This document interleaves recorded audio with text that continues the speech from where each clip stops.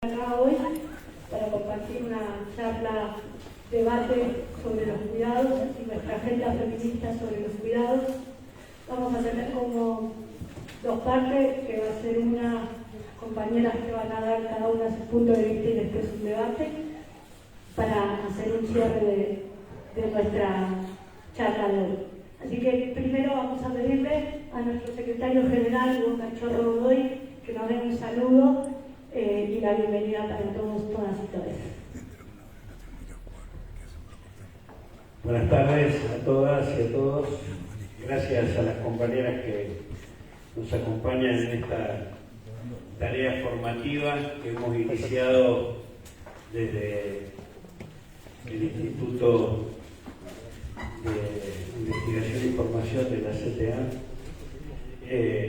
y que bueno, que lo que busca es esto, profundizar un indispensable debate y formación política para desarrollar y profundizar uno de los cambios más importantes que en los últimos años se ha venido dando y del cual el movimiento feminista y de diversidades con todas sus corrientes de opinión ha ido produciendo importantes cambios, no solamente desde el punto de vista formal, sino también cultural, y que nos ayuda a todos y a todas, hombres, mujeres, diversidades, a revisar nuestras visiones, nuestras miradas, conductas, concepciones, y que para quienes somos parte de esta clase trabajadora, que nos asumimos con el desafío no solamente de modificar y de transformar este sistema capitalista en la posibilidad de un modelo civilizatorio diferente, de una sociedad diferente, que también nos lleva a esta idea que siempre hemos tratado de promover y de desarrollar, que es la idea que en algún momento se llamó del hombre nuevo y que hoy podemos decir que es el hombre, la mujer nueva y nuevo, que necesitamos seguir construyendo. Así que en un momento tan particular como el que transitamos, donde además la ofensiva neofascista que nos gobierna pone centro en estos cambios culturales que promovemos desde los sectores populares, y por eso quieren convertir en enemigo lo que ellos llaman la ideología de género, que es una manera justamente de ponerle freno a la capacidad transformadora desde lo cultural, porque el poder sabe que las mayores transformaciones, cuando son profundas, es porque impactan en las conductas cotidianas de nuestro pueblo, y es ahí donde quieren reprimir y limitar.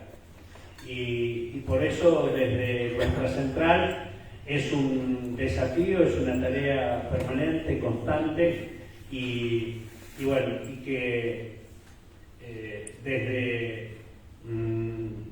este espacio de la Adriana Calvo, pequeño nombre, pequeño desafío, pequeño espejo, nos pusieron los compañeros y las compañeras para mirarnos permanentemente en esta tarea de autoformación. Así que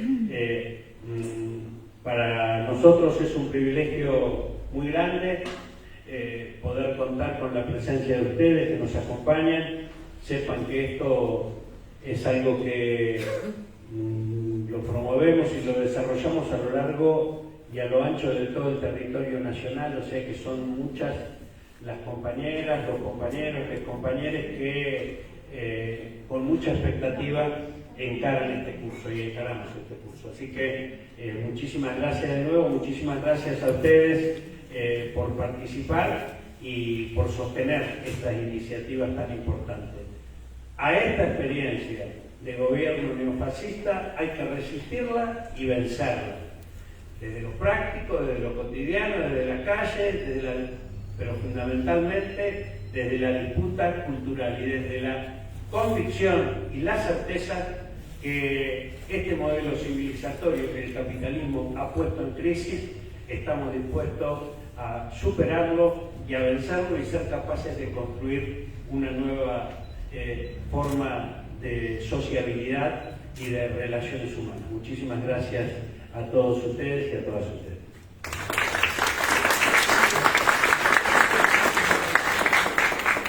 Bueno, para dar inicio a esta charla, primero quiero agradecer a las compañeras de la UTEP, a las compañeras de las organizaciones de la FENAC, de nuestro debate, a las compañeras de judiciales, a cada una de las compañeras y compañeros que hoy están acá para poder charlar.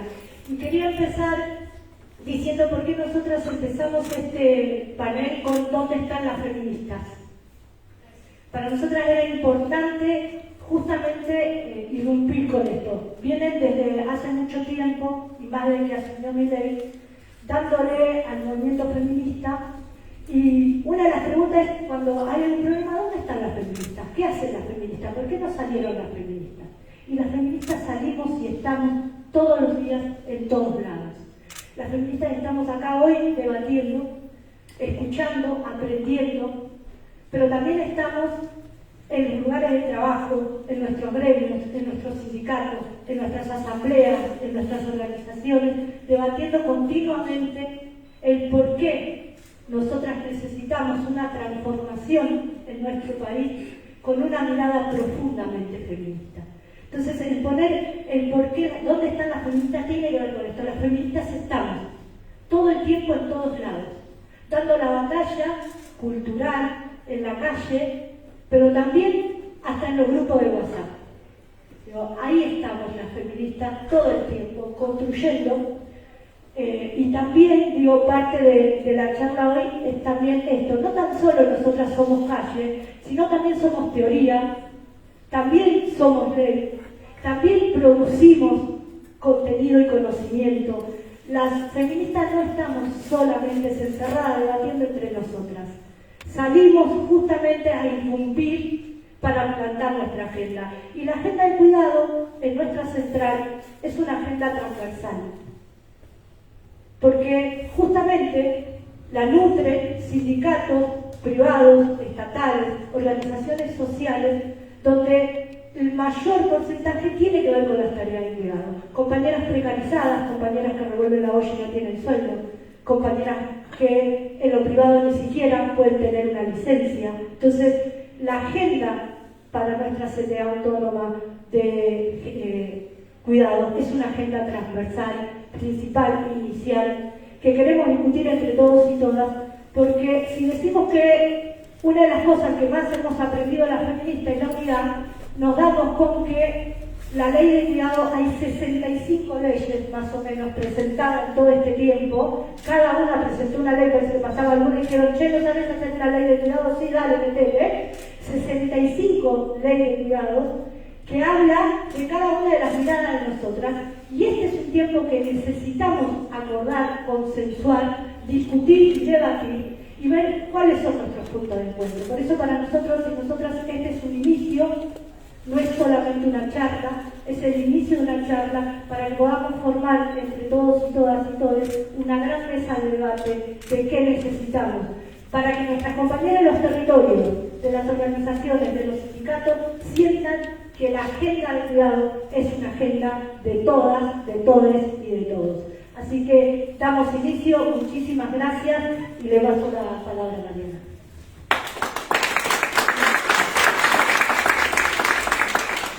Bueno, muchas gracias.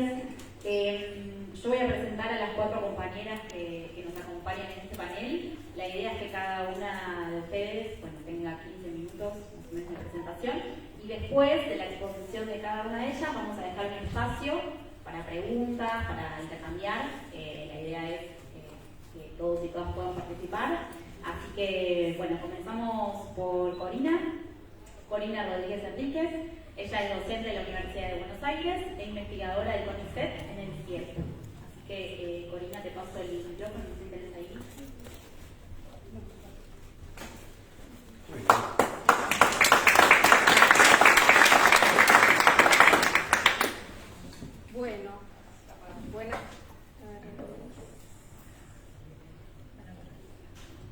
Buenas tardes. Muchas gracias por la invitación a ser parte de este encuentro, de esta conversación.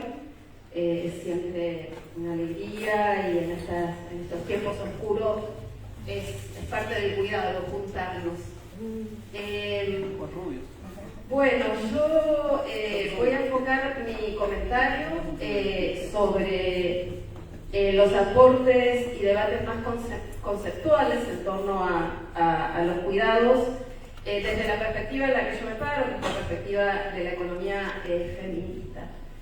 Y lo que pensé fue hacer un pequeño recorrido de cómo hemos ido pensando y evolucionando nuestra forma de pensar sobre los cuidados.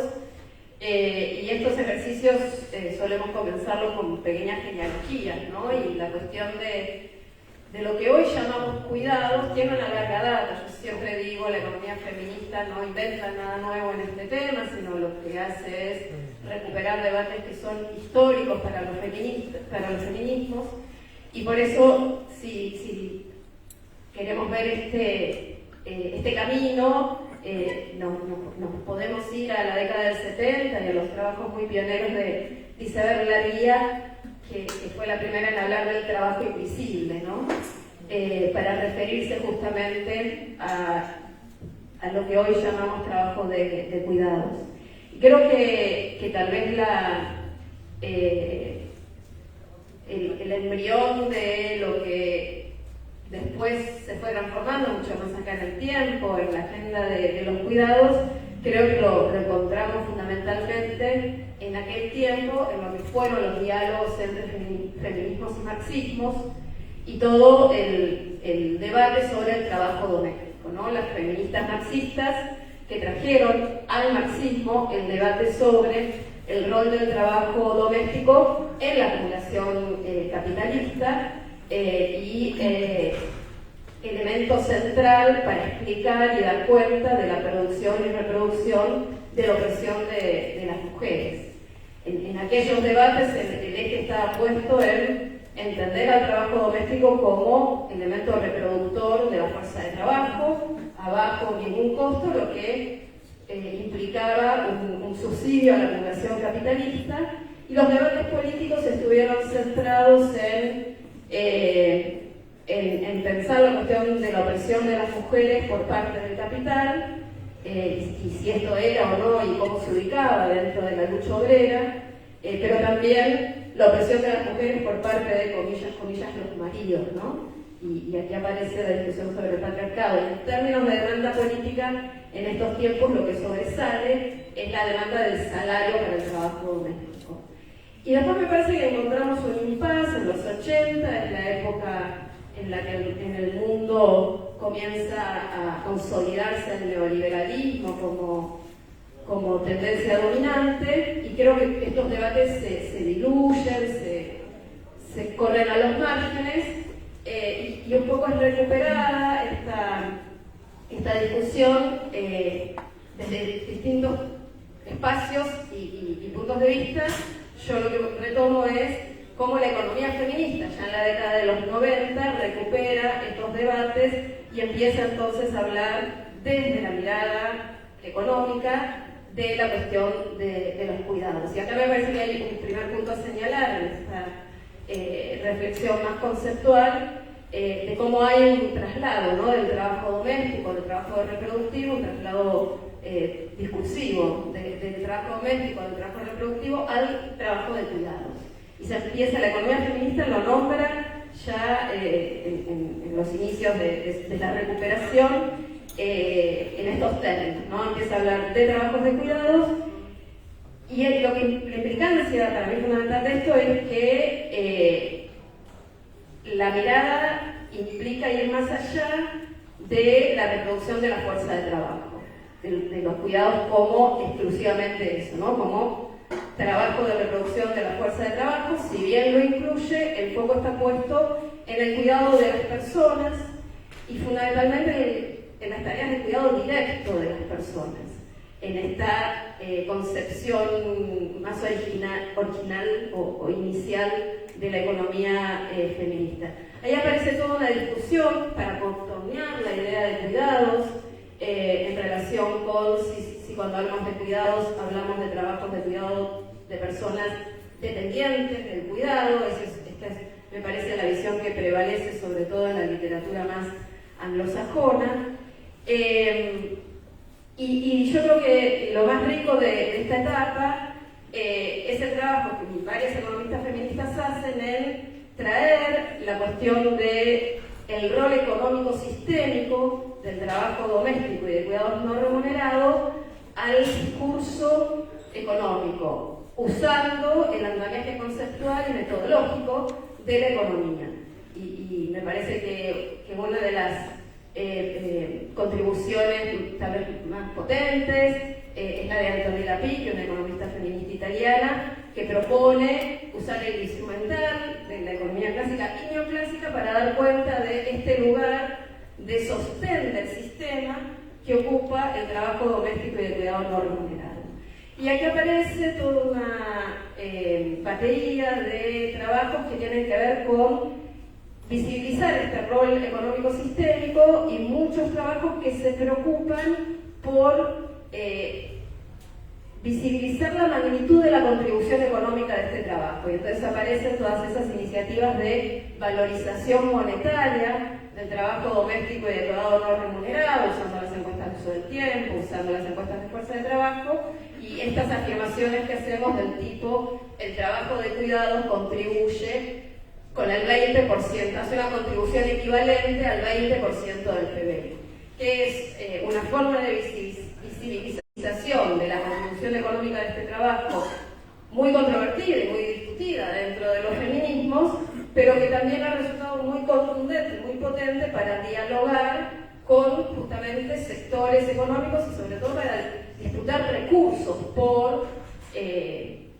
para los cuidados, digámosle así.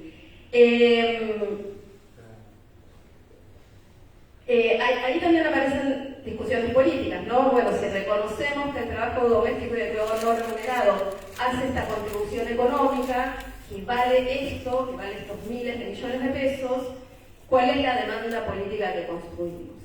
¿Esta contribución económica habría que recompensarla de alguna forma? ¿Esa recompensación debería ser monetaria? ¿Debería tener otra forma? Aquí también se abre, me parece, un espacio de debates en los feminismos y de los feminismos con otras visiones.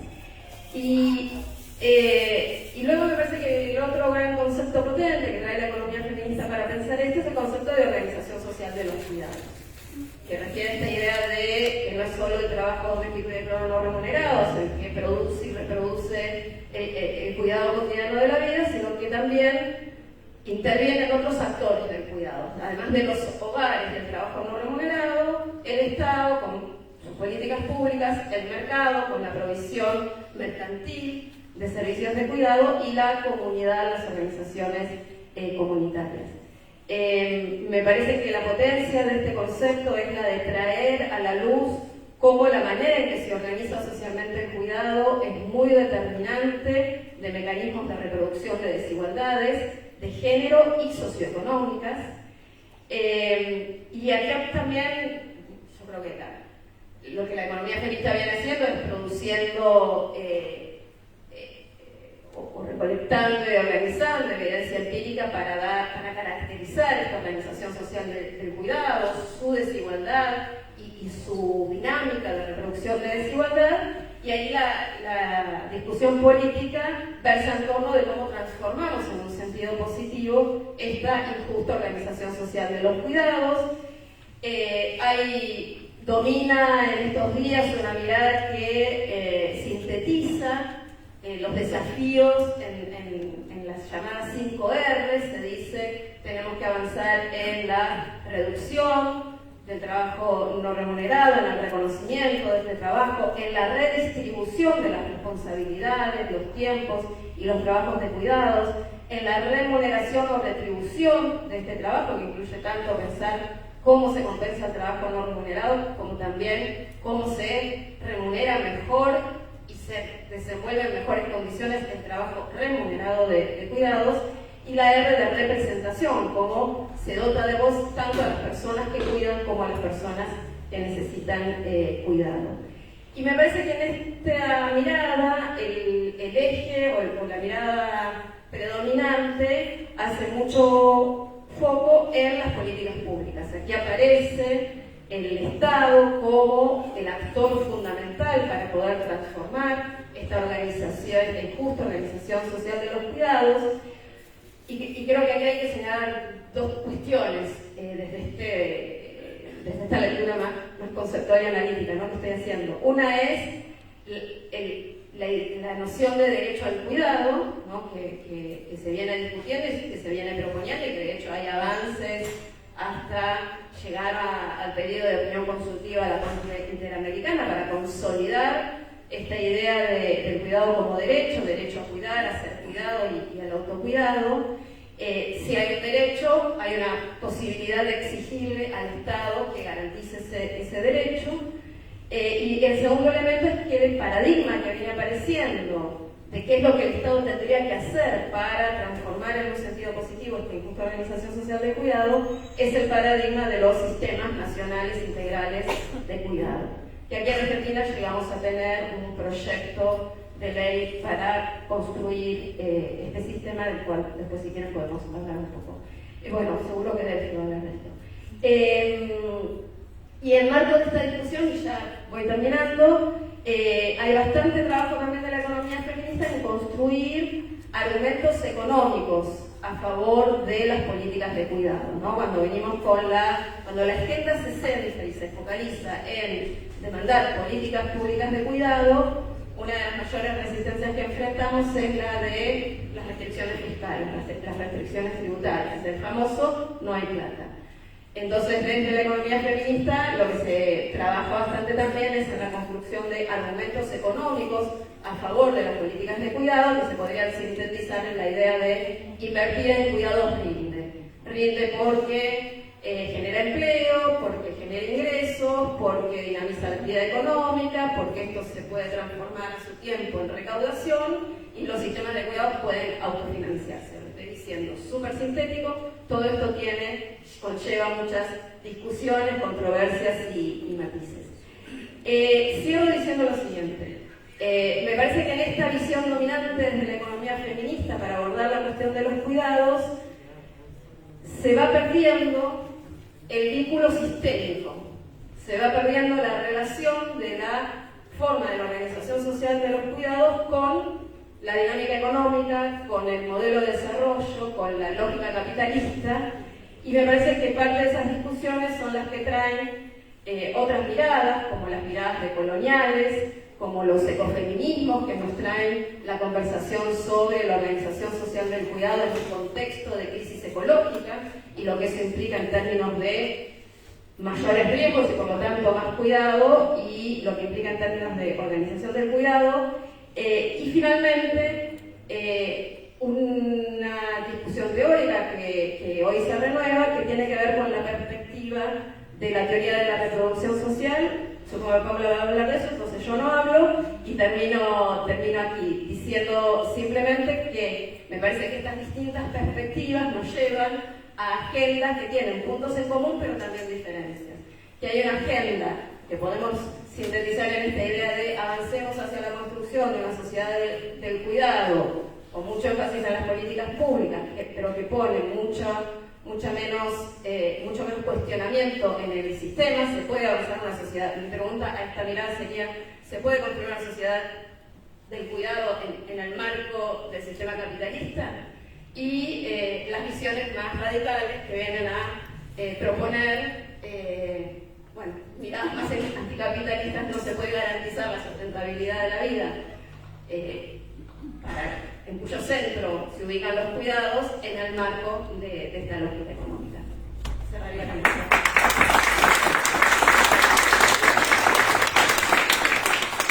Muchas gracias, Corina, espectacular con el tiempo. Le damos la palabra ahora a Paula Varela. Ella es docente de la Universidad de Buenos Aires e investigadora del CEI CONICET. Bueno, hola, ¿qué tal? Buenas tardes. Bueno, muchísimas gracias a toda la organización, particularmente a Jimena, Mariana, por el trabajo de siempre es mucho trabajo organizar estas cuestiones, por la invitación, por compartir el panel con tantas compañeras, con Corina, que me acaba de dar un pase parecía casi preparado, pero no está. Creo realmente que la pregunta de dónde estamos las feministas es una pregunta muy importante, porque estamos en un contexto, hace poco estábamos también en una charla que tenía que ver con la reproducción social y demás, y aparecía la sensación, que creo que puede ser compartida por varias de nosotras, de que bueno, después de una ebullición y una enorme alza de luchas con transformaciones en todos los órdenes de la vida social, en la familia, en los lugares de trabajo, en la familia, parece que entramos en una meseta y estamos siendo muy atacadas, y la pregunta fue lo que pasó, ¿no? Entonces me parece que la cuestión de dónde estamos las feministas es una muy buena pregunta, porque tenemos que hacernos esa pregunta, y creo también, y por eso agradezco también el tipo de propuesta, creo que hacer el debate, incorporar el debate, la discusión conceptual, la discusión teórica está buenísimo, ¿sí? Porque efectivamente hay perspectivas que tienen puntos en común y tienen diferencias, y eso permite pensar horizontes de acción, permite pensar tipos de feminismo, y creo que es muy necesario en este momento pensar esas cuestiones. Obviamente desde el ámbito de la teoría no vamos a resolver otros tipos de debates que también son políticos y que se tienen que dar en el campo de la política. Entonces, bueno, recogiendo el espectacular guante que me acaba de pasar Corina, yo efectivamente creo, voy a retomar una pequeña cosa que ella dijo, porque creo que es muy importante. Los debates teóricos entre nosotras, entre los feminismos, tienen un enorme acervo y una enorme tradición. Y Corina fue a la década del 70, y creo que hay que ir a la década del 70, creo que hay que ir a los debates del debate sobre el trabajo doméstico, a la campaña. Creo que hay que ir también a ese momento de giro de los debates dentro del feminismo, en donde se fue quedando como marginal el feminismo más izquierda, el feminismo socialista, el feminismo marxista, y empezó a tener auge el feminismo más postmoderno. En ese sentido aprovecho y hago un chivo, que es que acabamos de publicar la primera versión en castellano de un libro de esa época, que en realidad es heredero de esa época y llega del tiempo, ¿no? Llega cuando el mundo ya estaba girando para otra discusión, que me estoy refiriendo al libro El marxismo y la opresión de las mujeres de Liv Bogen, que no estaba publicado, es un libro del 83, y lo publicamos en castellano. Y yo realmente creo que, independientemente si uno adopta o no la perspectiva que propone el libro, está muy bueno leerlo para poder meterse y zambullirse en esos debates, y después ir haciendo cada una el camino que le parezca más interesante, que le parezca más atractivo. El libro de Bogen se considera como el libro que sienta las bases de la teoría de la reproducción social, de lo que hoy se llama la teoría de la reproducción social. En ese momento no tenía ese nombre, y que tiene autores como Tita Ballachara, Susan Ferguson, Ticia Ruzza y otras compañeras en distintos lugares. Yo quiero aprovechar esa tradición teórica para plantear un concepto que dialoga muchísimo con el concepto de cuidados, pero que tiene diferencias. Y quizás una de las diferencias centrales es justamente el intento de resituar el problema sistémico, de resituar el problema en el campo de qué pasa en las sociedades capitalistas con la reproducción de la vida, ¿sí? Y ese es el concepto de reproducción social y de crisis de reproducción social. En este sentido, yo creo que ahí hay un elemento valioso que son dos. Yo diría que hay dos elementos valiosos en este concepto de reproducción social y de crisis de reproducción social. Uno tiene que ver con que efectivamente la pregunta por la reproducción de la vida es una pregunta situada que engancha. No es una pregunta en abstracto, digamos, por la reproducción de la vida en general, sino que intenta justamente enganchar esa pregunta con las condiciones y el tipo de relaciones sociales en que la vida se reproduce en nuestras sociedades capitalistas. Entonces vuelve al concepto de reproducción de la fuerza de trabajo. ¿Por qué? Y ese es un componente de clase, digamos, que tiene el concepto de reproducción social y el de crisis de reproducción social. ¿Por qué? Porque está suponiendo que desde los feminismos, pero también desde las organizaciones de trabajadores, si nos preguntamos por cómo se reproduce la vida en el capitalismo, nos tenemos que preguntar por cómo se reproduce la vida de todos aquellos que no tenemos forma de reproducir la vida si no es a través de nuestro trabajo. Lo que Ricardo Antunes, un sociólogo del trabajo brasileño, llama la clase que vive del trabajo, es decir, todos aquellos y todas aquellas que no podemos vivir de otra manera que vendiendo nuestra fuerza de trabajo. Entonces la crisis de reproducción social y la reproducción social va directo a la pregunta, bueno, ¿cómo se reproduce la vida en las sociedades capitalistas? Bueno, se reproduce a través, y ahí empieza un debate, ¿se reproduce a través de qué? Y yo creo que señala tres elementos importantes que permiten engarzar ámbitos que en general en el debate académico, también en el debate de las políticas públicas y también en el debate político suelen aparecer separados, suelen aparecer como casilleros o cajones que se ocupan distintos sectores. Me estoy refiriendo a lo siguiente.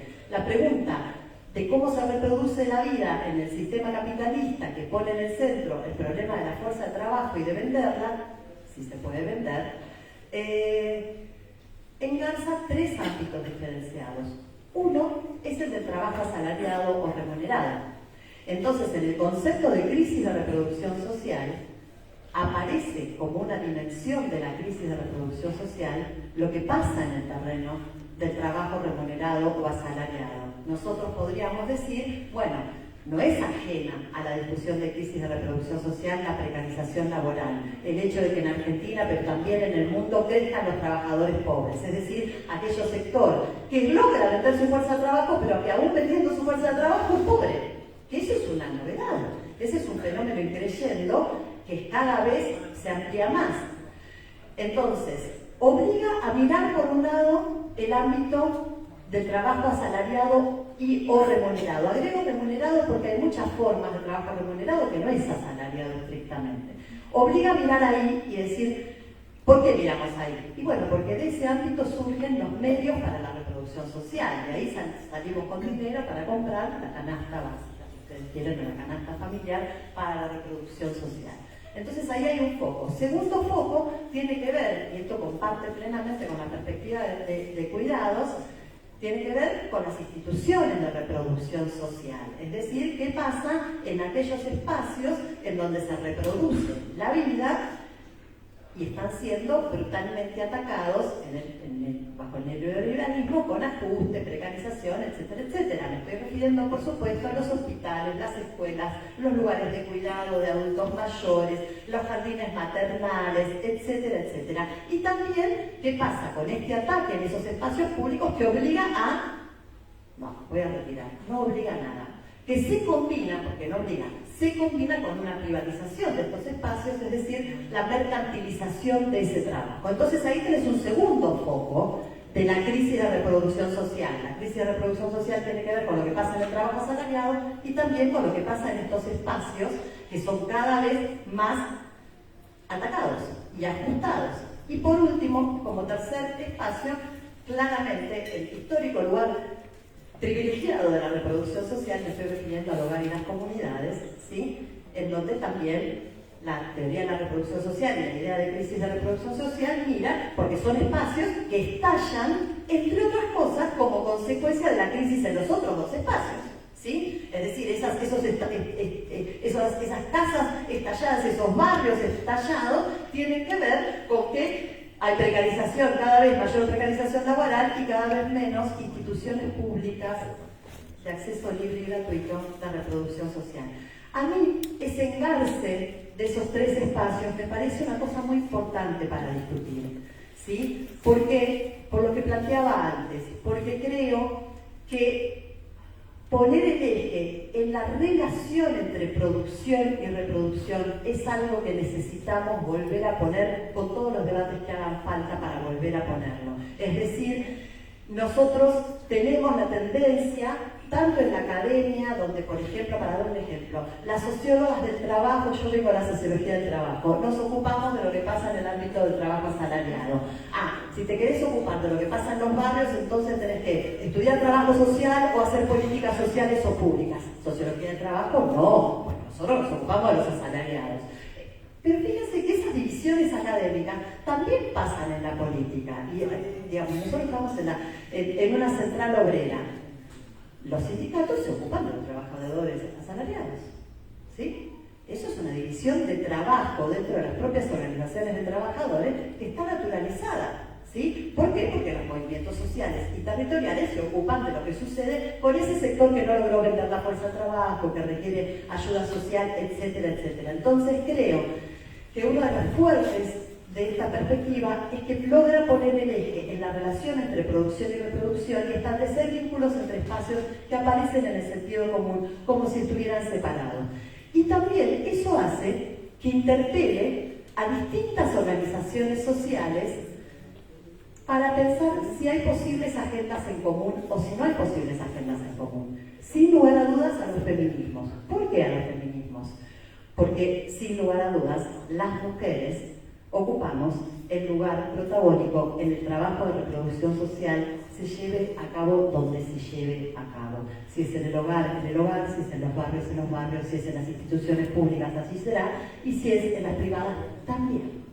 Entonces, ese protagonismo objetivo que tenemos las mujeres, y ni siquiera por buenas razones, ¿sí? Después uno puede discutir si queremos ocupar ese lugar o no, pero ese lugar que ocupamos de facto obliga a que una agenda central, y esto es sin lugar a dudas, tanto desde la perspectiva de los cuidados, como de la sostenibilidad de la vida, como de la reproducción social, esto me parece que es un acuerdo absoluto, en el centro de las demandas de los feminismos está el problema del trabajo de la reproducción social, de cuidado, de sostenibilidad de la vida. Y de hecho ha sido una demanda que el propio movimiento puso sobre la mesa. Cuando el movimiento dice, si nuestros cuerpos no valen, produzcan sin nosotros, o si nosotras paramos, se para el mundo, ¿sí? Es una forma política en términos de consignas de poner eso sobre la mesa. Entonces, el problema de la reproducción social interpela a los feminismos sin lugar a dudas, ¿sí?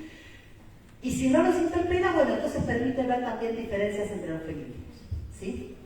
Interpela a los sindicatos y los debería interpelar, por lo menos los debería interpelar, ¿sí? ¿Por qué?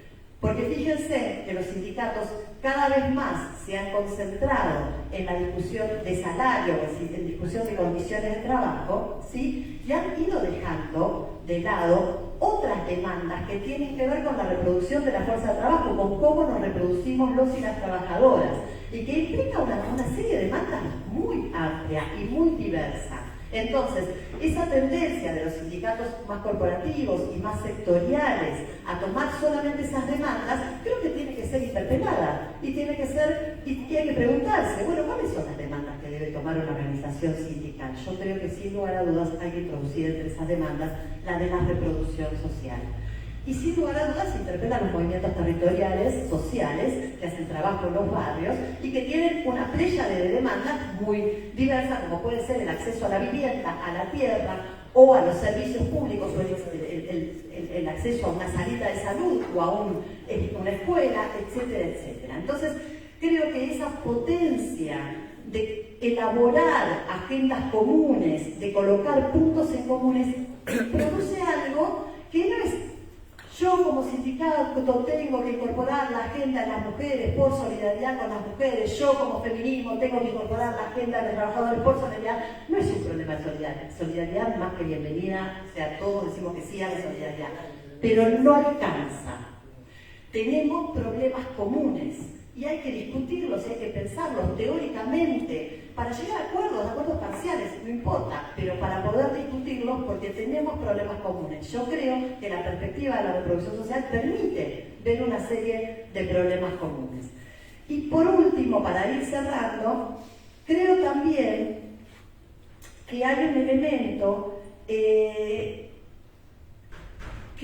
permite pensar a las mujeres, nos permite pensar a nosotras, las mujeres de la clase trabajadora, las que vivimos de nuestro trabajo, no solamente como quienes estamos en el eje o en el plexo de esa contradicción entre producción y reproducción, que sin duda lo estamos, no solamente como las que cargamos en nuestras espaldas, esa contradicción y la resolvemos muchas veces a costa de nuestro cuerpo, sino también en lo que a mí me gusta llamar el poder socioreproductivo que tenemos las mujeres de la clase trabajadora. A mí me parece que hay que darle una vuelta de tuerca que nos permita pensarnos a nosotras en nuestro carácter de potencia, ¿sí? Ustedes saben que por supuesto en toda organización de trabajadores y en todo debate teórico sobre los trabajadores y las trabajadoras, la pregunta de dónde sale el poder de la clase trabajadora, bueno, es un clásico de clásicos, ¿no? Digamos. Bien, y una de las respuestas clásicas de clásicas es, bueno, que sale de nuestro lugar en la producción. Obviamente sale de nuestro lugar en la producción. Los ejemplos clásicos son, bueno, un petrolero te cierra la canilla del petróleo, chao, pum, se armó la gran siete. Un camionero te cruza el camión, un aceitero te corta la exportación. Es decir, la fuerza tiene que ver con lo que se llama el poder estructural, las posiciones estratégicas. No quiero discutir nada de todo eso, me parece que no tengo nada para agregar a eso, sino que decir que está bien, pero creo que también tenemos que discutir posiciones estratégicas. Me permito usar ese choreo a Colin Wright y familia, y a John Womack, posiciones estratégicas de las mujeres trabajadoras que realizamos tareas de reproducción social, ¿sí? Porque las instituciones de reproducción social, voy a dar este ejemplo porque me parece que es el más simple, o me parece que es el que me permite discutir. Las instituciones de reproducción social son lugares de trabajo muy particulares, en donde no solamente se juegan condiciones de trabajo nuestras, se juegan por supuesto, sino que se juegan condiciones de la reproducción social de quienes asisten a esas instituciones, es decir, se juega la calidad de la reproducción social de esas comunidades de trabajadores. Cuando nosotras hacemos demandas ahí, estamos demandando dos cosas a la vez. Demandando cosas sectoriales, corporativas, de nuestro salario, de nuestras condiciones, y demandando derechos generales de la clase trabajadora, a una mejor educación, a una mejor salud, a una mejor atención, a un mejor cuidado, a una mejor calidad de vida. Eso es muy particular. Eso es muy particular. En un petrolero no se da esa combinación, en un aceitero no se da esa combinación. Se dan en estos lugares, en estas posiciones estratégicas. Yo entonces creo que lo tenemos que pensar como eso, como una posición estratégica, porque cuando eso se incorpora a las luchas de las trabajadoras de la reproducción social, son luchas muy disruptivas, son luchas muy importantes y son luchas que estremecen. Hay un montón de ejemplos. A mí siempre me gusta dar uno porque tiene como todos los elementos que me parece que tenemos que poner en la agenda de discusión, que es un proceso de huelgas que se llamó la primavera docente en Estados Unidos en el 2018, pero hay muchísimos ejemplos de este lado del mundo. Pero ¿por qué traigo este? Porque tiene elementos que me parece que hay que poner sobre la mesa. Es una huelga organizada por los docentes, particularmente con un núcleo en West Virginia, donde las docentes incorporan, además del reclamo de salario y del reclamo de condiciones, un problema de ratio, como bueno, todas las que son docentes saben de terrible problema de ratio, incorporan una discusión sobre, por ejemplo, las diferentes calidades de educación que recibían la comunidad negra y la comunidad latina de West Virginia. Entonces establecen un vínculo con, por un lado, las asociaciones de inmigrantes latinos, que hay cantidades, ¿sí? Y con la comunidad afrodescendiente. Pero a su vez incorporan la discusión, pero no en el quinto lugar, allá en el fondo del pliego de demandas, no, en tope de gama, ponen la discusión de la calidad de las viandas, porque allí también los niños y las niñas comen, almuerzan en las escuelas. Entonces ponen una discusión sobre qué calidad de viandas querían. Pero además discuten sobre la calidad del transporte. ¿Por qué el transporte escolar?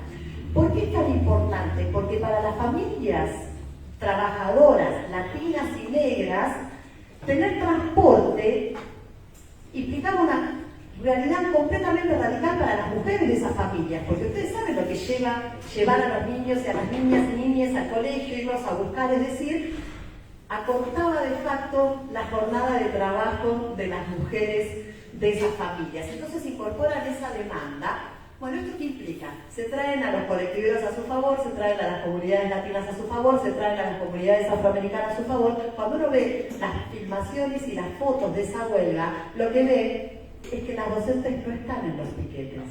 En los piquetes están las comunidades latinas, los negros, los colectiveros que cruzaban los bondis, etcétera, etcétera, y las docentes están en el Parlamento porque ahí la demanda de salario tiene que pasar por Parlamento, etcétera. Entonces fue una gran, uno podría decir casi como una especie de huelga comunitaria, ¿sí? O si uno tomara a Toni Negri, una huelga metropolitana, si quisiera dialogar con Toni Negri. Eso es posible porque esas instituciones son espacios anfibios en donde se combinan demandas de la producción con la reproducción. Y tenemos que hacer valer eso como poder socio-reproductivo, le llamo yo, llamémoslo como les parezca más adecuado, de las trabajadoras de la reproducción social. Creo que eso permite poner también sobre la mesa algo muy disruptivo, a mi juicio algo que el capitalismo no puede resolver, que es el derecho como clase a establecer las condiciones de nuestra reproducción social. Y eso no es solamente un derecho sobre el salario y condiciones, es un derecho a cómo queremos ser educados, cómo queremos ser educadas en nuestro disciplinamiento de los cuerpos, de la sexualidad, de los cuidados, de las relaciones entre las personas. Es decir, es una demanda sobre cómo queremos que se reproduzca nuestra vida. Y eso pasa a ser una demanda bastante disruptiva. Bueno, eso, gracias.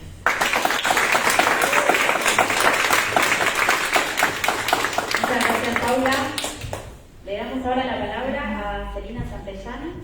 Ella es economista de la Universidad de Buenos Aires e integrante de Cofeminista.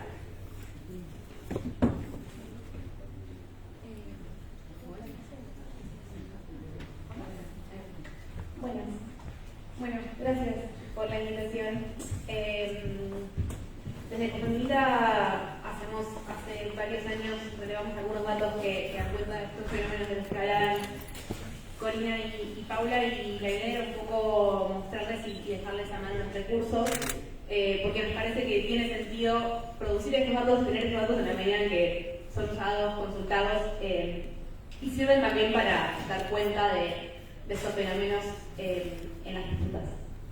Así que un poco la idea es mostrarles 3 recursos que venimos haciendo desde, bueno, el primero desde 2017, y son 2 informes, que es el informe de la desigualdad de género se puede medir, y el de las trabajadoras del servicio doméstico en Argentina, trabajadoras de casos particulares, y una app donde va un poco más lento, pero creo que ahí lo ven, ¿no?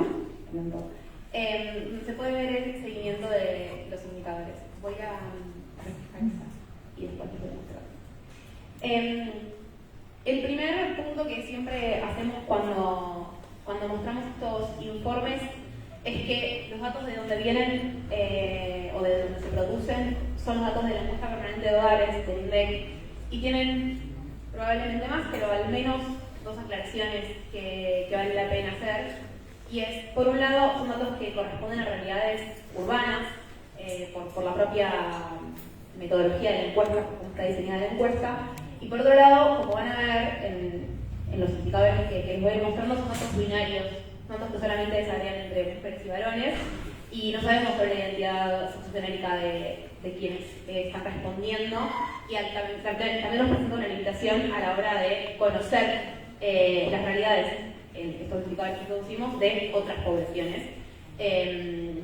Sabemos por otros relevamientos que la población travesti trans tiene una desigualdad superior incluso a la de las mujeres en el mercado de trabajo, pero no lo podemos medir trimestre a trimestre como si podemos con la encuesta permanente de hogares. Hay otros relevamientos que dan cuenta de eso, y es una demanda histórica que todavía en el censo hubo un primer avance en ese sentido, pero hasta ahí llegó por ahora.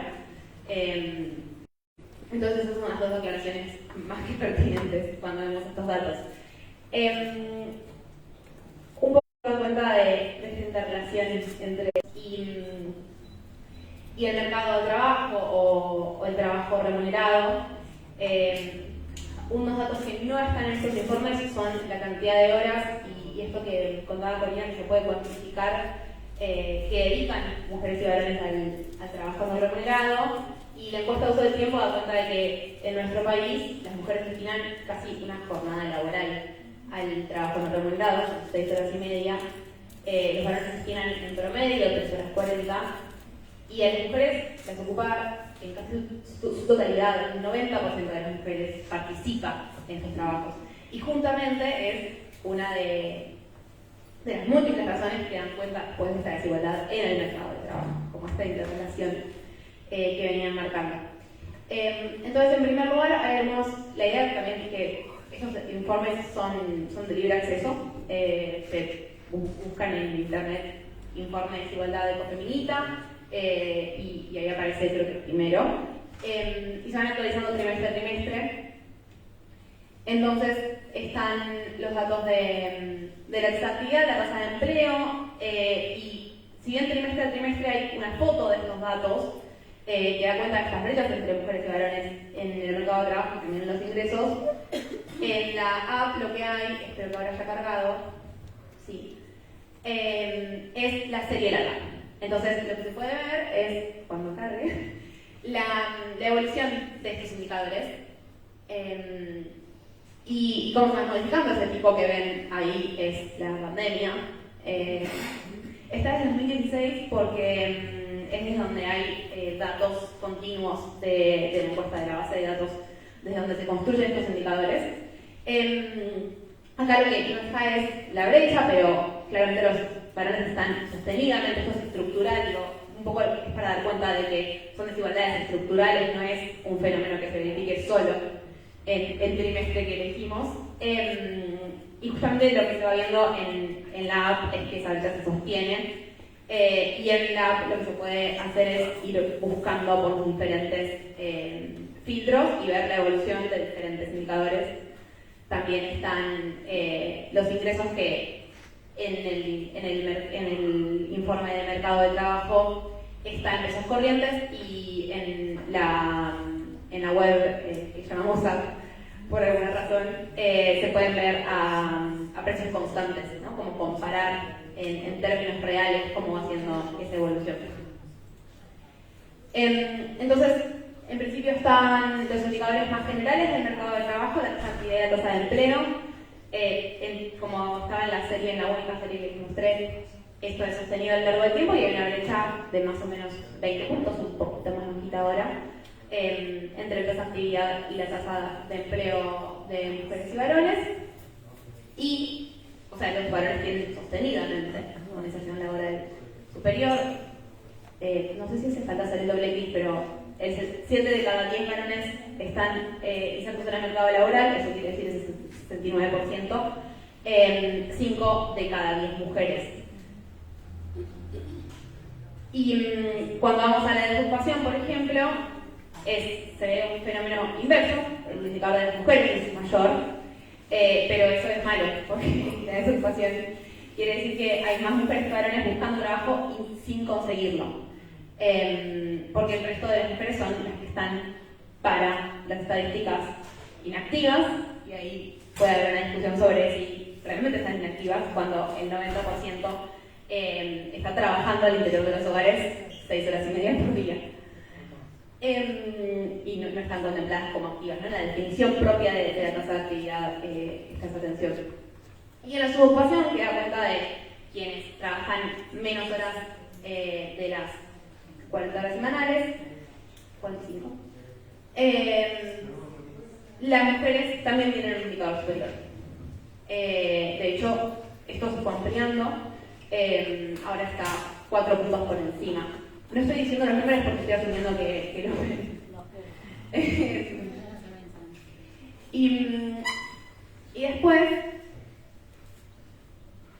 lo que tenemos es algunas desagregaciones por grupos de edad. Un fenómeno sostenido en el tiempo también sostenido en el tiempo, es que los y las jóvenes tienen menor tasa de actividad, menor tasa de empleo, pero sobre todo una mayor desocupación, porque menor tasa de actividad y menor tasa de empleo sería esperable, pero mayor desocupación quiere decir que hay algún tipo de exclusión propia de cómo funciona el mercado de trabajo que repercute más por la desagregación que tenemos en el gráfico, es entre quienes tienen entre 14 y 29 años, que es el doble que la tasa general. Y la misma desarrollo se puede hacer para el resto de los indicadores, pero en el caso de la actividad y el empleo, lo que se decía, ¿no? Es más esperable que sean menores. Lo que sí, quizás es un punto bastante a resaltar, es que el 90% de los varones en edad, edades centrales, está inserto en el mercado laboral con trabajo remunerado o buscando empleo. Y lo mismo se puede, todos los indicadores hace un tiempo actualizamos el informe y se pueden ver por región. Eso de nuevo corresponde a cómo está diseñada la encuesta donde salen los datos, pero se pueden ver todos los indicadores a nivel regional y ver en qué lugares están más y menos pronunciadas esas brechas, que en general la brecha es la diferencia entre el indicador de las mujeres y de los varones. Cuando vemos datos de empleo no registrado, que algunas veces es asalariado y otras veces no, esto impacta a las mujeres también. Hay una mayor tasa de informalidad entre las mujeres y este es un indicador que se viene como achicando la brecha, ¿no? Como van subiendo en el caso de las mujeres y de los varones la informalidad. Hubo un acento bastante profundo después de la pandemia en la informalidad y además lo que sucedió es que la informalidad de los varones como que se fue acercando más a la de las mujeres de alguna manera. Y en los cargos jerárquicos esto obedece a discusiones de tipo de representación en los puestos de dirección y jefatura donde los varones están sobre representados. Por último, en las ramas de ocupación tenemos como dos datos que vemos. Vemos por un lado la tasa de feminización, lo que señalaban sobre todo Paula respecto a que son las mujeres las que ocupan la mayor cantidad de lugares a la hora de, o en las instituciones de reproducción, en la enseñanza, en los servicios de salud. Esta tasa de feminización da cuenta de cuántas mujeres sobre el total de los trabajadores y las trabajadoras del sector, cuántas mujeres hay, no sé cómo formula la frase, pero cuántas mujeres hay sobre el total de trabajadoras y trabajadores del sector. Y acá está un poco la razón por la cual hay un informe específico sobre trabajadores de casas particulares, porque el 97% de los trabajadores de casas particulares son mujeres y además tienen las peores condiciones de inserción dentro de la economía. De hecho, estos otros dos indicadores, pero en particular el ingreso horario, es el menor de toda la tabla. Si revisáramos, créanme que es el menor. Y esto está ordenado en orden inverso, y entonces tenemos las tres, si se quiere, actividades más feminizadas, y las tres donde preponderan los varones entre sus trabajadores, donde en construcción las mujeres ocupan el 6%, y si viéramos en lo chiquito, están sobre todo en la administración, lo mismo en transporte, almacenamiento y comunicaciones, en actividades primarias no necesariamente. Y esto también es un indicador un poco más nuevo que tiene que ver con... Perdón. No, el sector público no tenés, ¿no? Sí, Administración Pública Nacional, no es Administración Pública Nacional, es Administración. Se puede ver, no está agregado. Servicios Sociales y de Salud tiene un poco, pero está la rama se llama administración, como actividades administrativas. NPH, pero no está desagregado acá, pero se puede ver, capaz lo tenemos en algún lado, parece que no, igual. Se puede ver las dos cosas.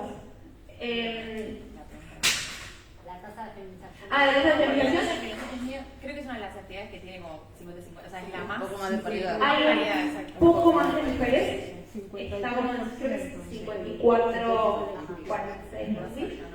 Pero es bastante más paritario, como en muchas ramas donde hay paridad en el total. Cuando se doble clic en los puestos adentro del total, hay preponderancia de varones en trabajos agrícolas y preponderancia de mujeres en las bases. En la distribución del ingreso por ramas, lo que se ve, este es un gráfico que quizás no sea tan claro, pero lo que tenemos es rangos de ingresos que van de 100.000 en 100.000 Y eso que no solo es el servicio doméstico, que está como más oscuro, y lo que muestra es la cantidad total de personas que tienen ese rango de ingresos. Entonces, la mayoría de las trabajadoras del servicio doméstico se encuentran con ingresos inferiores a los 6.000 pesos mensuales. Todos los datos son para el primer trimestre de 2024, que son los últimos que están disponibles. Y después vemos que otras ramas tienen como una distribución más equilibrada del ingreso. Tenemos una cantidad más homogénea de trabajadores por ingreso. Y en la construcción se ve un fenómeno similar al servicio doméstico, donde hay mucha acumulación de los segmentos de menores ingresos, pero más cerca de los 200.000 pesos mensuales para el primer trimestre de 2024. Y después hay un apartado de ingresos propiamente dichos, porque otro de los indicadores que se usan mucho, sobre todo a la hora del discurso público y a la hora de reclamar ciertos derechos o ciertos tratos equitativos, tiene que ver con la brecha salarial. Ahí nosotras nos centramos por lo general en el ingreso total individual, no nos ocupamos solamente del ingreso de la ocupación, que vendría a ser el salario. Y igual en este caso está bastante parecido. En general la brecha en el total de ingresos es un poco más amplia que la brecha en el salario, y ahora se ronda en el 27,8%. Eso, la lectura de ese 27,8% es que las mujeres ganan en promedio un 27,8% menos que los varones. La inversa sería decir, no lo voy a hacer acá, porque a veces confunde. Como las mujeres ganan el 75% de lo que gana un varón por el mismo trabajo. No por el mismo trabajo, eso no, en el mercado del trabajo. Y lo que sucede, y también lo he sostenido, todos los sostenido en el tiempo, porque casi que no importa qué trimestre estemos viendo, salvo algunos periodos como la pandemia, donde hubo cambios sustanciales y hubo brechas que incluso se achicaron porque todo se niveló para abajo. Algo que también he tenido es el ingreso en los empleos informales. Los que no tienen descuentos jubilatorios, que es un indicador que se puede usar como equivalente a la informalidad. Hay otras discusiones sobre qué podría incluir la informalidad también, cómo se puede caracterizar esto. Pero en principio, entre quienes no tienen descuento jubilatorio, la brecha asciende a el 32%. Y en la jubilación, ahora está un poco más alta que de costumbre, está en 17,6%, esto en el primer trimestre. Probablemente eso se amplíe un poco más con las modificaciones en la jubilación mínima. Y también lo que se puede ver es esa brecha de ingresos por diferentes tipos de ocupación, ¿no? Se puede ver cuál es esa brecha en los profesionales, y también por nivel educativo. Y nivel educativo. Y acá lo que mostramos es cómo el nivel educativo máximo que se alcanza es diferente entre mujeres y varones, porque una de las justificaciones que se podría dar es que las mujeres ganan peor porque tienen peor educación.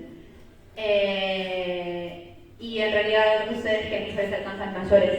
Eso te iba a preguntar, si tenían los datos esos generales, porque en sin instrucción, por ejemplo, en el país, ¿cuántos sabes cuál es? No se escucha, Sí. no se escucha acá atrás. ¿Cuál es el amigo o el? A él. Preguntó cuál es el nivel promedio de personas sin instrucción en todo el país. Va a estar entre 2,2 y 3, porque esto es un total, va a estar 2,5, 2,6, porque son más o menos 50% varones y 50% mujeres, entonces siempre el nivel general es cercano al promedio entre los dos valores. Así que menos de un 3% no tiene instrucción. En el caso de la primaria hay un mayor porcentaje de varones que alcanzan ese nivel educativo como el máximo. Y en el caso del nivel superior, un 30% de las mujeres alcanza el nivel superior y un 20% de los varones. Y después lo que se puede ver es la brecha de acuerdo a ese nivel educativo. Perdona, ¿ese nivel educativo está tomando qué tramo de la? Está tomando 14 a 4. Compa, todo lo que se pregunta ahí adelante, acá atrás, no se escucha. Por favor, a la compañera que esté con el micrófono, repita Repite la pregunta. Propongo que banquemos en un ratito, Claro. terminamos todo el panel y Y avanzamos. pasamos a las preguntas. Claro. Me queda muy poco tiempo, así que solamente voy a mostrar el resto de los indicadores que se pueden ver en los informes. Se puede ver la cantidad de horas trabajadas, porque las mujeres trabajan menos horas en el mercado de trabajo que los varones, y de hecho la brecha se reduce cuando se ve la comparación entre las horas trabajadas. Se puede ver quiénes son los principales, quiénes se encargan principalmente de las tareas del hogar. Este es el gráfico que sería el solo. Y se puede ver la distribución del ingreso por decil, que para mí lo más interesante de mostrar acá es que cuando vemos la cantidad de hogares que tienen una fija mujer por decil, vemos que 1 de cada 4 hogares en el primer de ingresos está a cargo de una mujer que es que sí un cónyuge que hace cargo de ese hogar, y cómo se va reduciendo esa cantidad de hogares liderados por mujeres y gestionados por mujeres, hogares monomarentales, cuando llegamos a los deciles de mayores ingresos. Los deciles, el decil 1 sería el decil de menores ingresos, sería el 10% de la población con menores ingresos, y el decil 10 el de mayores ingresos. También hay una medición de pobreza que está comparada la pobreza por hogares y por individual, que es una medición que no hace el INDEC, que no está disponible en este trimestre porque depende de los datos de INDEC sobre canasta. Y en el informe de servicio doméstico está la cantidad total de trabajadoras, que solía estar más cercana a 1 millón, después de la pandemia quedó medio más cercana a 800.000. Las características, que acá es donde se da cuenta de la edad, del lugar de nacimiento, hay una mayor representación de mujeres migrantes que en el resto de las ramas de ocupación. La intensidad de trabajo, que tiene que ver con la cantidad de horas que trabajan, y los derechos laborales, y acá es donde viene el indicador de informalidad, que es ahora el descuento jubilatorio, pero se puede profundizar con el resto de los indicadores, e incluso con otros que no están acá. Los ingresos por hora y mensuales de cada tipo de ocupación, ¿cuánto gana el 50%? ¿Cuál es el máximo al que gana el 50%? Es decir, el 50% de las trabajadoras de casas particulares ganaba en el primer trimestre de 2024 menos de 85.000 pesos.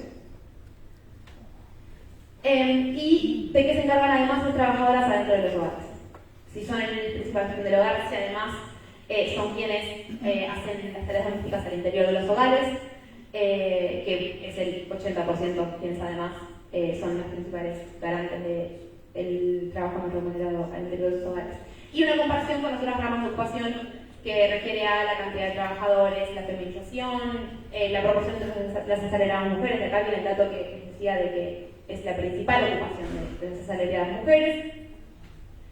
La tasa de no registro, que es más una comparación de todo el resto de los indicadores que les estoy mostrando. Y casi todos estos indicadores también se pueden ver en la serie de la app que otra vez se trabaja, pero que les prometo que funcione. Y voy a dejar acá porque no me voy a haber pasado de tiempo.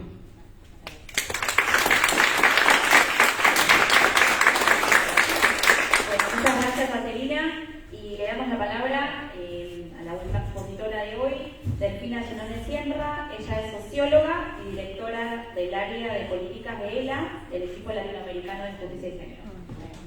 Muchas gracias. Bueno, buenas tardes, casi noches. Muchas gracias por la invitación y un gusto compartir el panel con tanta gente referente en este tema. Para cerrar el panel, la idea es que yo les cuente un poco lo que, digamos, un poco más qué está pasando en términos de políticas y de regulaciones y de debates parlamentarios en torno a este tema, ¿no? Como que el debate empezó en términos conceptuales y teóricos, y quizás ahora pasar un poco más a qué está pasando en nuestra coyuntura actual.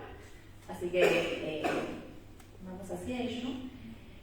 Como sabrán o no, cuando hablamos de qué podemos hacer en términos de políticas públicas para poder transformar dentro del marco del sistema en el que estamos, porque esto sí es dentro del sistema capitalista, digamos, no implica una revolución del sistema, pero sí, digamos, qué podríamos hacer en términos de políticas que le terminamos llamando políticas de cuidado, esas políticas públicas que buscan transformar la distribución de esas tareas, que permite distribuirlas de una mejor manera, que permite distribuir adentro de los hogares, pero también con otros actores sociales, o sea, no solo la familia que se ocupe o mayormente la familia, sino qué pasa con el Estado, qué pasa con las organizaciones comunitarias, es decir, qué pasa en el conjunto de la sociedad, que es este término que hablaba Corina, de la organización social de los cuidados.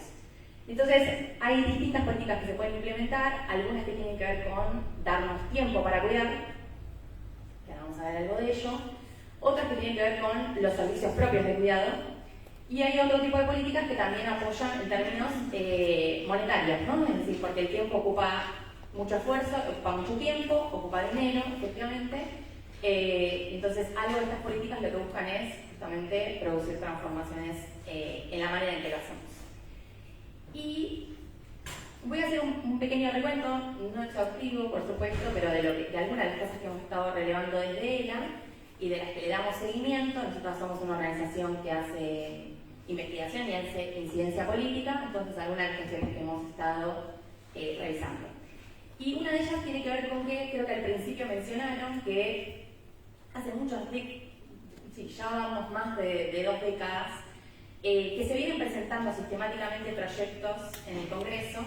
En general hay decenas de proyectos, o sea, a veces hay 40, a veces hay 50, a veces hay hasta 70 proyectos presentados de todas las fuerzas políticas, donde sistemáticamente pierden el estado parlamentario, ¿no? Es decir, no se avanza en esas discusiones. Pero no son discusiones nuevas, hay un montón de proyectos que abarcan distintos tipos de cuestiones. Y justo este año hicimos un relevamiento junto a otra organización que se llama Directorio Legislativo sobre cuáles eran los proyectos. Esto es un relevamiento que se hizo hasta mayo, o sea, no entraron en los últimos meses, pero de cuáles eran los proyectos que se habían presentado que actualmente todavía tenían estado parlamentario, ya sea que se presentaron a principios de este año o el año pasado. Y lo que veíamos es que en temas de género, el primer tema de relevancia son las violencias, y el segundo justamente tiene que ver con los cuidados, ¿no? Es decir, hay casi un 18% de los proyectos de género que tienen que ver con cuidados. Y cuando veíamos un poco qué involucraban esos proyectos, o sea, de qué iban esos proyectos, a veces vamos a hablar un poco más de lo que pasó en estos últimos años, pero la mayor parte, ¿no? Casi 6 de cada 10 de esos proyectos refieren a licencias. Y la mayor parte de esos proyectos que refieren a licencias buscan reformar la ley de contrato de trabajo, ¿no? La mayoría de los proyectos en general van hacia la ley de contrato de trabajo. Y luego hay, en menor medida, algunos proyectos que hablan de la creación del Sistema Nacional de Cuidados o de un sistema integral de cuidados.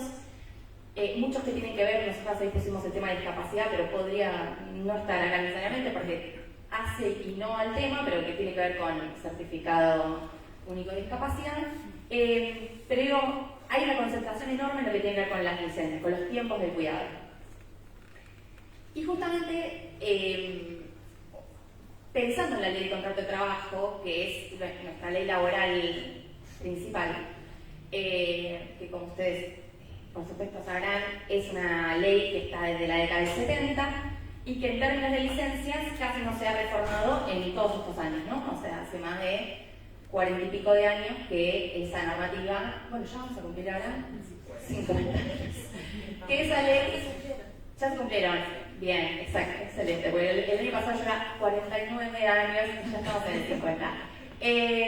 Bueno, justamente digo, podemos pensar que desde ese momento los mercados de trabajo, las maneras en que nos organizamos, el ingreso masivo de las mujeres al mercado laboral, ha habido un montón de cambios sociales, culturales y económicos, y sin embargo, todo ese conjunto, o toda la dimensión de la ley que refiere a cómo se veía a la mujer trabajadora y al rol del varón trabajador en relación al sostenimiento de la vida, ha permanecido casi intacto, ¿no? Pese a todas las transformaciones que hemos tenido. Que justamente hacen a todas estas discusiones sobre la reproducción de la vida, que compete además a todas las personas. Acá estamos hablando de una ley que representa al sector privado, pero que, como sabemos y que recién dijeron y adhiero, es que justamente estamos hablando de toda la clase trabajadora en un sentido muy amplio, es decir, todas aquellas personas que vivimos de nuestro trabajo. Entonces, que por supuesto van mucho más allá de lo que cubre la ley de contrato de trabajo. Y hubo 3 momentos recientes, al menos, donde se logró llegar a media sanción, es decir, que se debatió y al menos una de las cámaras sancionó, ¿no?, una ley, que después se cayó en la otra cámara, que eso fue en el 2003, en el 2006 y en el 2010. Y luego tuvimos, yo puse acá otros 2 hitos, pero simplemente para pensar en, podríamos poner otros, digo, pero cuando en el 2022 se presenta la ley del proyecto Poder en Igualdad, que lo pongo simplemente porque fue la primera vez que desde el Ejecutivo se presenta un proyecto para crear el Sistema Nacional de Cuidados, y que fueron unos años donde el tema creo que escaló en términos de visibilidad pública y política por ese impulso que se le dio desde el Ministerio de las Mujeres, Género y Diversidad, y también desde las luchas feministas, donde empezaron a poner la cuestión de la reproducción de la vida nuevamente en el centro. Y en el 2023, cuando ese proyecto se fue descascarando y fue perdiendo fuerza y se veía que no iba a salir, hubo un momento en donde se pensaba que quizás lo que podría llegar a aprobarse era el capítulo de licencias, es decir, que no se aprobara todo el sistema, pero que sí se aprobara el capítulo de licencias, que tuviéramos un avance en ese sentido. Finalmente lo que logramos fue un dictamen en comisiones y nuevamente eso perdió estado parlamentario. Con lo cual, bueno, es un poco frustrante, es positivo, vamos a terminar bien arriba. No, pero digo, es curioso porque justamente este es un tema que ha tenido iniciativas de todo el arco político, dejo acá afuera a la Libertad Avanza y demás fuerzas nuevas libertarias, pero digo, es un tema donde hay proyectos presentados realmente de todos los partidos. Todos los años presentan nuevamente casi el mismo proyecto, año tras año, y sin embargo no se logra avanzar en un consenso, ¿no? Que obviamente responde a dinámicas partidarias y también quizás a la dimensión o a la importancia que le pueden llegar a brindar los partidos políticos a este tema, ¿no? La fuerza que tienen las feministas dentro de los partidos para poder impulsar estas iniciativas. Pero bueno, digamos, ahí nos quedamos en términos de debate. Y pensando un poco en cuál es la situación que tenemos, ya que no hemos logrado avanzar en términos sustantivos en ese debate, sí está bueno porque se ha puesto en agenda pública, se ha puesto en agenda política mucho más que antes, pero la realidad es que seguimos teniendo ahora un sistema de licencias muy heterogéneo. Justamente, bueno, acá estamos en un espacio sindical, pero pensando en el conjunto de la clase trabajadora argentina, que cada vez es más heterogénea y está más fragmentada, y quizás no logramos dar respuestas de toda esa heterogeneidad que tenemos. Bueno, cuando miramos en licencias, por ejemplo, es un lugar donde uno puede ver justamente lo diferente que son las situaciones en el acceso a derechos según el tipo de trabajo que tenemos, ¿no? La inserción laboral que tenemos. Entonces, tenemos a la mitad de la población trabajadora que cuenta con licencias y la mitad de la población trabajadora que no cuenta con ningún tipo de licencia. Es decir, nace un hijo, no tiene licencia de ningún tipo, es enfermo un familiar, no hay licencia de ningún tipo, no sé, adopta, no hay licencia, es decir, no hay licencia de ninguna manera. Y después tenemos a la otra mitad de la población trabajadora que sí cuenta con licencia, pero depende mucho dónde está insertada. Porque no es lo mismo trabajar como docente que trabajar en el ámbito estatal, que trabajar como, no sé, que trabajar como judicial. Digo, es como, dime dónde trabajas, te diré qué licencia tienes.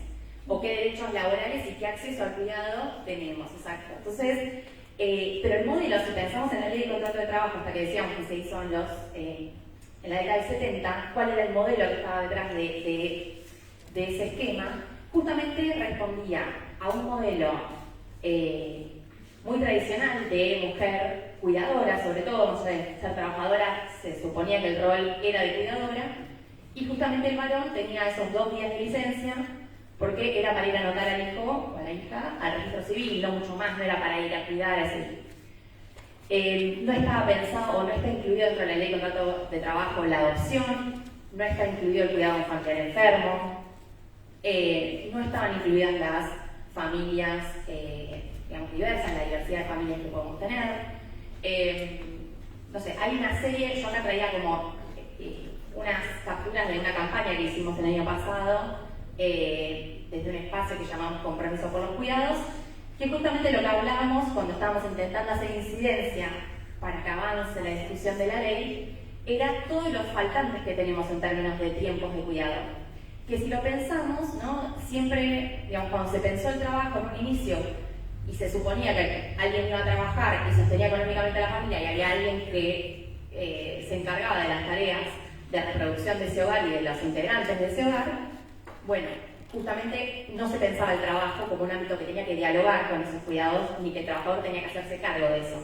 Entonces, lo que sucede, si pensamos, no quizás en todos los ámbitos donde los sindicatos han logrado avanzar con sus convenios colectivos, donde han ido más allá muchas veces de la ley de contrato de trabajo, es decir, han ampliado esos derechos.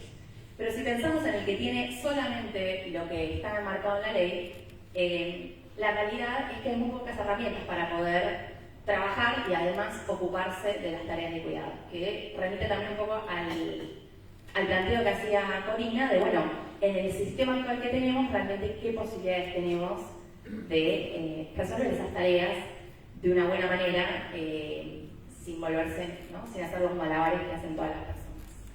Entonces, decíamos acá, no tenemos licencias por familiar enfermo, no hay licencia por adopción reconocida en la ley, no tenemos, el proyecto en ese momento buscaba avanzar hacia una asignación monetaria para monotributistas, por ejemplo, quienes somos monotributistas, no tenemos acceso a ningún tipo de licencia.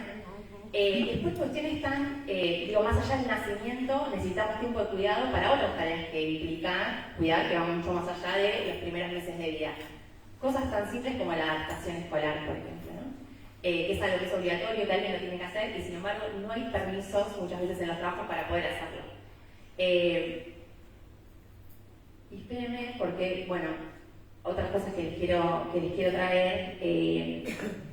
Nosotras hicimos justamente una encuesta el año pasado donde preguntábamos un poco, o queríamos entender cuál era la percepción de las personas en relación a algunos de estos temas, y lo que aparecía era que había una gran adhesión por parte de las personas cuando les preguntaba de que creían que las licencias tienen que ser más largas, que las licencias de paternidad deberían ser más extendidas, que por lo menos deberían durar, no sé, 30 días por lo menos.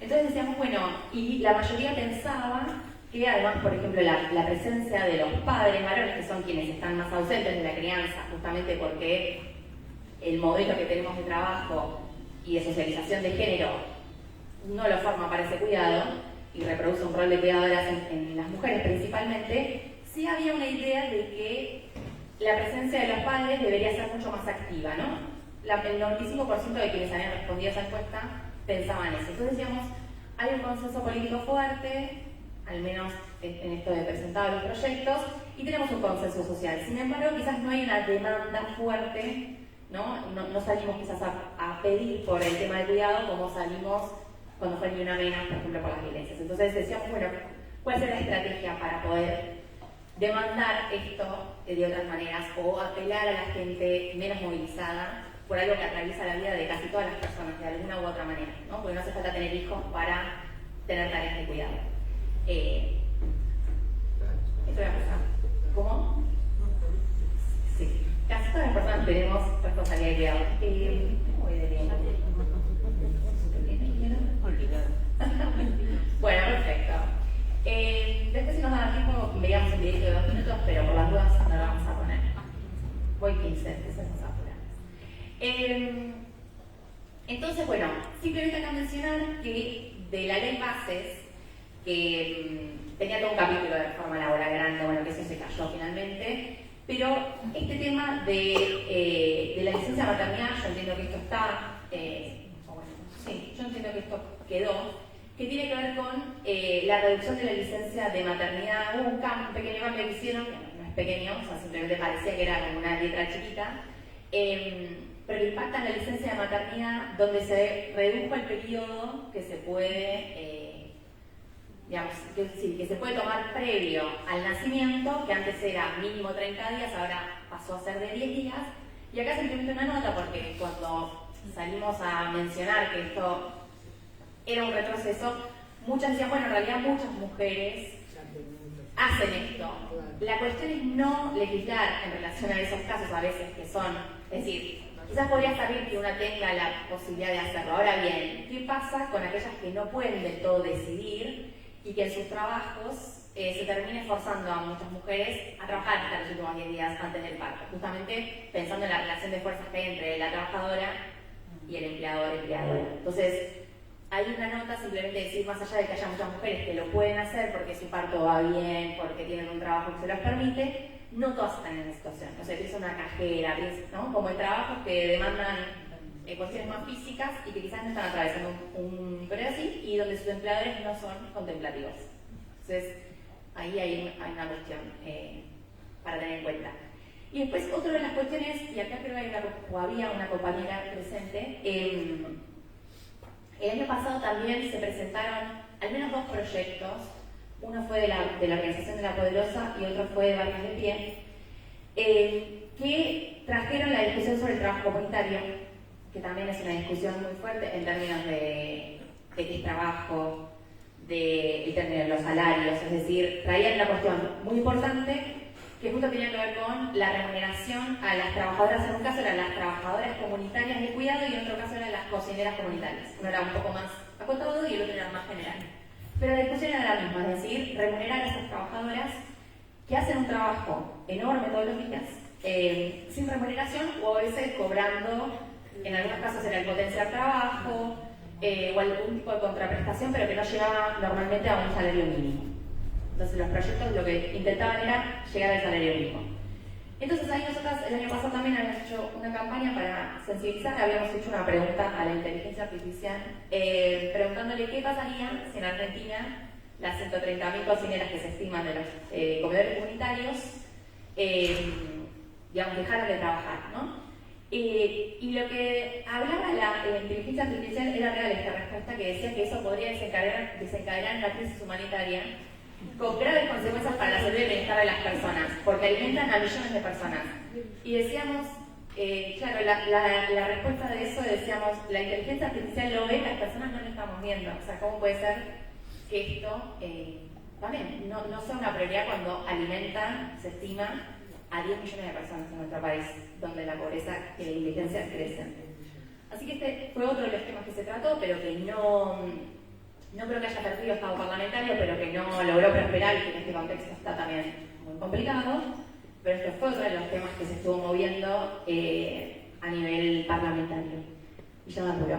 Y después simplemente traer y mencionar, porque me habían pedido que haga un poco en las regulaciones, que en el 2022 sí se logró reglamentar un artículo de la Ley de Contrato de Trabajo que durante décadas estuvo sin reglamentar y que no se cumplía, que era el artículo 179, que lo que obliga a las empresas de 100 o más empleadas o empleados a ofrecer espacios de cuidado para niñas y niños de hasta 3 años, o bien brindar la contraprestación económica para ello, y puso un piso mínimo de monto, porque antes tampoco había un monto, entonces había empresas que te daban, otras que no te daban, otras que el salario no se lo ponía, el sindicato también te decía cuál era el mínimo, pero era muy, muy heterogéneo. Entonces ahora la reglamentación al menos ponía un mínimo piso común. ¿Qué pasa con esta reglamentación? Que está vigente, pero ahora bien, ¿quién la hace cumplir? Digamos, el Ministerio de Trabajo es el que la debe hacer cumplir. Entonces ahí estamos también en la disyuntiva de que falta hacer igual un relevamiento que debería hacerse de cuántas empresas desde ese momento avanzaron con esto, pero la realidad es que no hay un impulso desde el gobierno para hacerlo cumplir y para sensibilizar, para dar información, para dar facilidades. Con lo cual esto también es algo que se avanzó, pero que probablemente no tenga la potencia que podría haber tenido, y es algo que yo creo que hay que investigar un poquito más qué pasó con eso.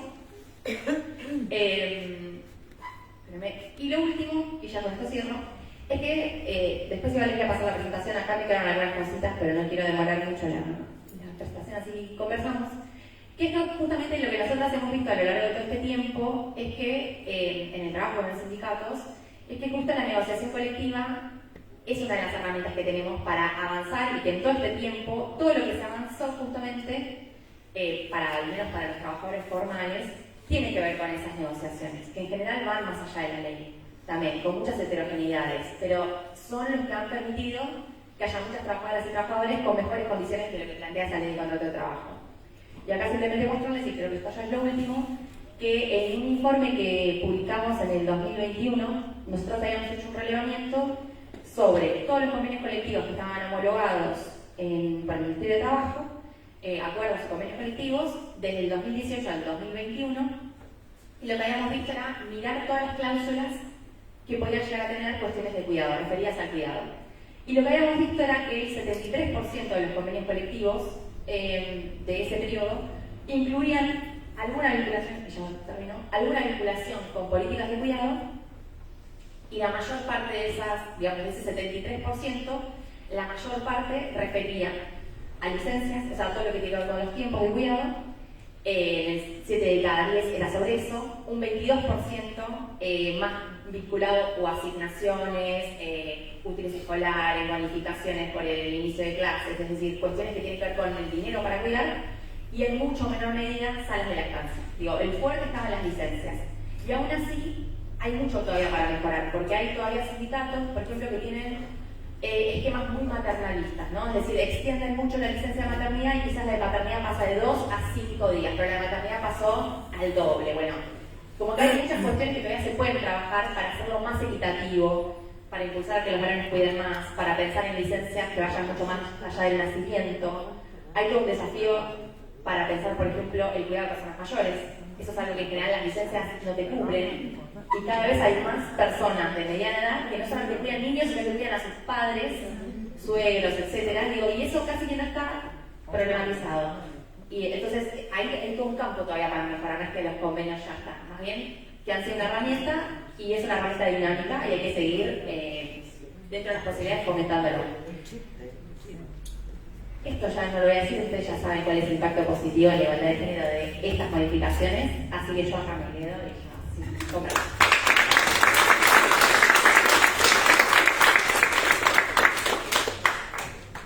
Bueno, ahora sí está con micrófono. Hemos abierto este espacio, la idea es intercambiar, así que preguntas, comentarios.